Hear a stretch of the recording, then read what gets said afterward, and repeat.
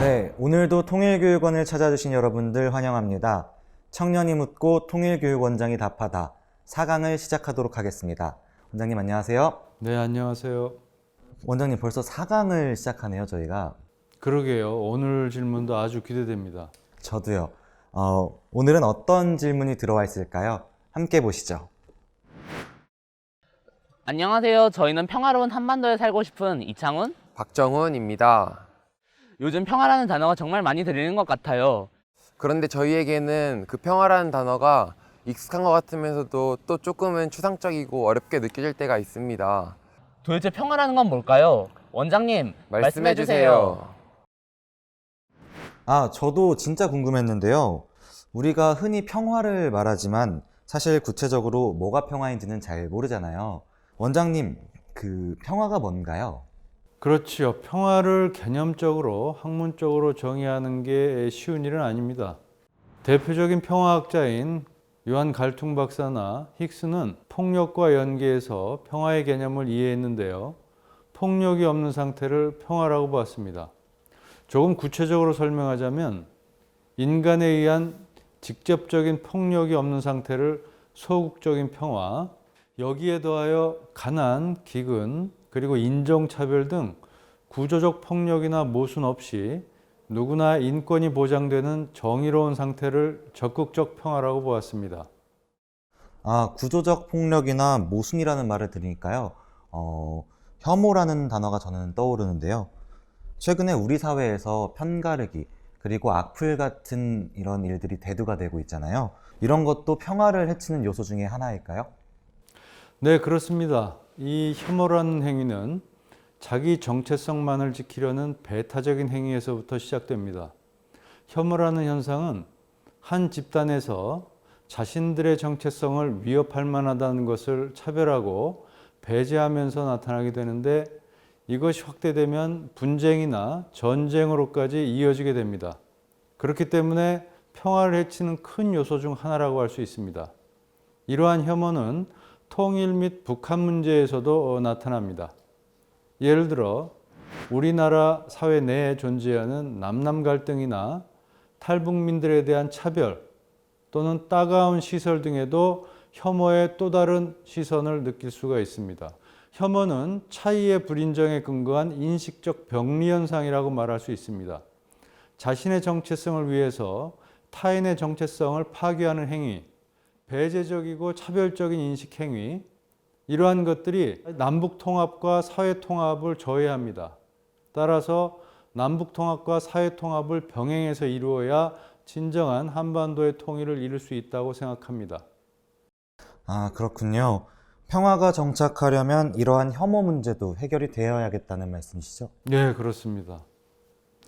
평화란 그 사회가 처한 환경에 영향을 받는데 우리나라의 경우 전쟁과 남북 분단을 겪었고 아직 전쟁이 완전히 종결되지 않았기 때문에 그로 인한 혐오와 폭력, 다시 말하면 비평화적 요소가 아직 남아있다고 할 수 있겠습니다. 직접적인 교전 상황은 아니더라도 분단으로 말미암은 남북 간의 군비 경쟁, 이산 가족의 슬픔, 북한의 인권 문제, 우리 사회의 남남 갈등 같은 분단 비용이 그러한 것들입니다. 그럼 우리가 지향하는 평화란 테러나 폭력 같은 물리적 폭력이 없을 뿐 아니라 사회 구조적으로 차별받지 않고 인간으로서의 삶을 누릴 수 있는 상황을 말하는 것이죠?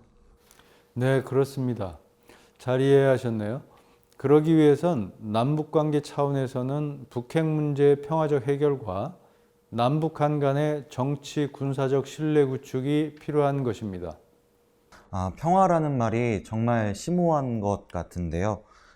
저는 단순히 마음이 편안한 상태나 작지만 소소한 행복, 이런 막연한 상태라고 생각을 했었거든요. 그것도 맞습니다. 아주 중요한 지점인데요. 평화를 학문적으로 또는 관념적으로 접근하면 좀 어려울 수도 있지만 방금 혁기 군이 말한 것처럼 마음이 편안하고 어떤 일을 하려고 할 때 막연한 공포나 두려움 같은 것이 없다면 그 또한 평화적인 것이라고 할 수 있습니다. 평화를 어렵게 생각하지 말았으면 좋겠습니다. 평화는 어떤 이념이나 철학이라기보다는 우리 일상의 문제이고 또 일상 속에서 구현되는 것입니다. 다시 말하면 일상에서의 평화를 말하는데요.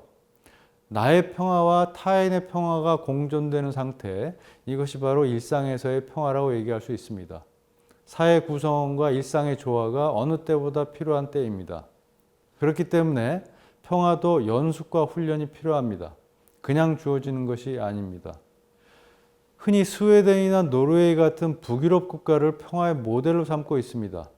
그런데 이 나라들도 처음부터 평화복지국가는 아니었습니다. 끊임없는 대화와 토론을 통해서 갈등을 조정해 나갔습니다.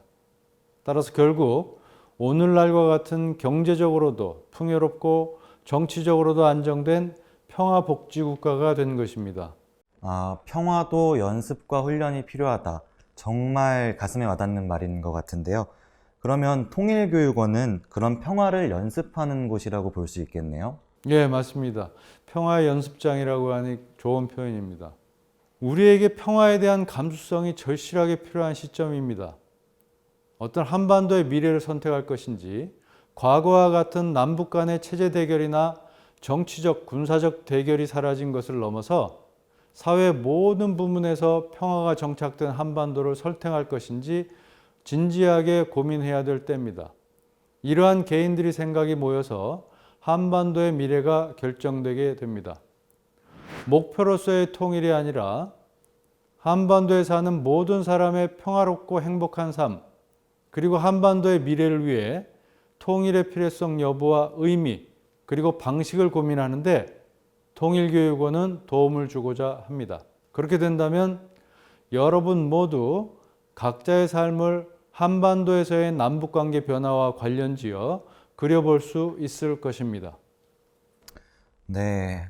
이상 평화에 대해서 통일교육원장님과 이야기를 나눠봤는데요.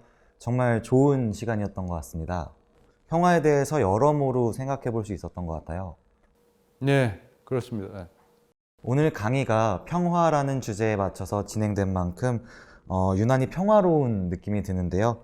이제 평화라는 단어가 제 귓가에 계속 맴도는 것 같습니다. 좋은 현상입니다. 네, 오늘 강의도 이만 마쳐야 할 것 같은데요. 학생들이 원하는 대답을 얻어갔기를 바랍니다. 다음이 벌써 마지막 시간이네요. 오늘도 감사합니다, 원장님. 네, 감사합니다. 모두들 평화로운 하루 보내시길 바랍니다.